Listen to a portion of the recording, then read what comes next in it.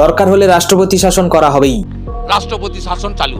SIR নতুন নয়, এটি নবম এসআইআর। ত্রুটিমুক্ত ভোটার তালিকা হবে, তাহলেই নির্বাচন হবে। দিল্লিতে রণংদেহী মমতা বন্দ্যোপাধ্যায়। 15 বছর আগের মমতা বন্দ্যোপাধ্যায়কে আবার দেখা গেল। দিল্লি পুলিশকে তিনি বলেন, যদি আপনারা আমাদের অসম্মান করেন তাহলে আমরা সম্মান বজায় রেখে তার উত্তর দিতে জানি। বঙ্গভবনে, অর্থাৎ যেখানে মমতা ব্যানার্জি সকাল থেকেই ছিলেন, ওখানে দিল্লি পুলিশের একটা টিম সকাল থেকেই পোস্টিং করা হয়। মমতা ব্যানার্জি আন্দোলন করে ওঠা নেত্রী, তাই তিনি দিল্লি পুলিশকে এটা মনে করিয়ে দিলেন, যদি তোমরা এরকম করো তাহলে আমি কতটা ভয়ঙ্কর হতে পারি তা তোমাদের ধারণা নেই। সকাল থেকে বঙ্গভবন এবং আমাদের দুটো বঙ্গভবনে সেন্ট্রাল পুলিশ, দিল্লি পুলিশ দিয়ে ভর্তি করে দিয়েছে। And if they challenge like this, then they do not know we are danger than anybody else because we born and brought up from the struggle. SIR কে কেন্দ্র করে যদি কোনো দল কেন্দ্রের বিরুদ্ধে না লড়ে তাহলে তিনি এবং তার দল শেষ পর্যন্ত লড়বেন, এ বিষয়েও তিনি জানিয়ে দেন। If nobody fight in this country, I will fight, our party will fight. 2011 সালে ক্ষমতায় আসেন মুখ্যমন্ত্রী।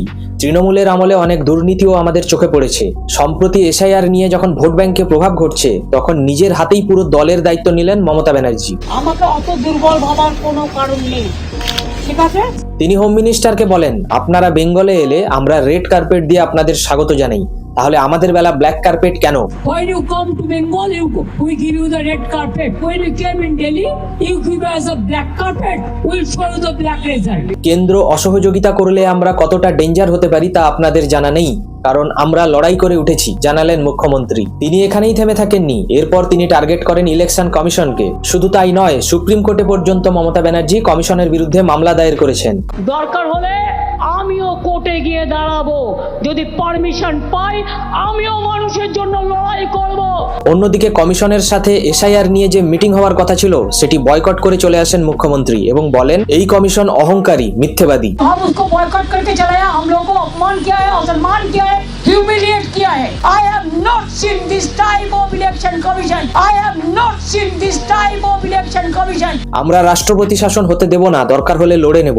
এসআইআর এ 2 কোটি ভোটার বাদ যাওয়ার কারণে মমতা ব্যানার্জি এই কথা বলেন। हमको कोई काम करने नहीं दे रहा है, just like the president rule they are doing in Bengal. অন্যদিকে বিরোধী দলনেতা হুঙ্কার দিয়ে বলেন, এসআইআর হবেই, কারণ এটা রাষ্ট্রের নিরাপত্তার বিষয়, দরকার হলে রাষ্ট্রপতি শাসন করা হবেই। এসআইআর নতুন নয়, এটি নবম এসআইআর। ত্রুটিমুক্ত ভোটার তালিকা হবে, তাহলেই নির্বাচন হবে। একটা নামও ভোটার তালিকায় থাকা উচিত নয়। যদি ইলেকশন হয় আমরা এটা করতে দেব না। আর 5ই মে রাত্রি 12টার মধ্যে ভোট যদি না হয়, সরকার যদি না হয়, আপনার আমার কাউকে চাইতে হবে না। এই লোকভবনই হবে পশ্চিমবাংলার শাসক, রাষ্ট্রপতি শাসন চালু।